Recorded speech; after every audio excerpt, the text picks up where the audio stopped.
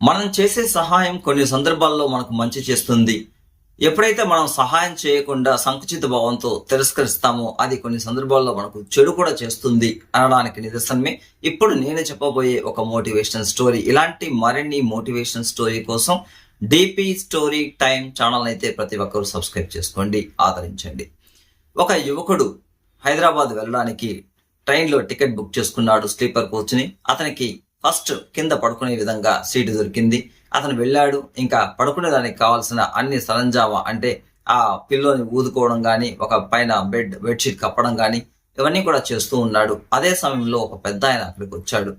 అతని వయసు దాదాపు 65 సంవత్సరాలు, సీనియర్ సిటిజన్. అతను వచ్చి అడిగాడు, అయ్యా నేను షుగర్ పేషెంట్ని, మాటి మాటికి నాకు మలమూత్రాదులు వస్తూ ఉంటాయి, కాబట్టి నా సీటు పైన కన్ఫర్మ్ అయింది, నేను పైనుంచి కిందకి దిగలేను, దయచేసి నువ్వు నా కింద సీట్ ఇచ్చి నువ్వు పైకి వెళ్ళావంటే సహాయం చేసిన వాడు అవుతావు అంటాడు.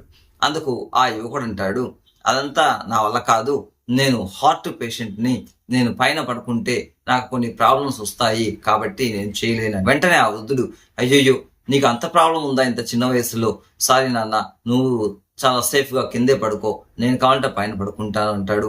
ఆ రాత్రంతా కూడా 2-3 సార్లు ఆ వృద్ధుడు ఎంతో అతి కష్టం మీద మలమూత్రాదుల కోసం కింద దిగి చాలా అవస్థలు పడి మళ్ళీ పైకెక్కి పడుకుంటాడు. ఇంకా తెల్లవారుజామున అవుతుంది. ఈ యువకుడు బాగా రెడీ అయ్యి ఒక కంపెనీకి వెళ్తాడు, హైదరాబాద్లో ఇంటర్వ్యూకి.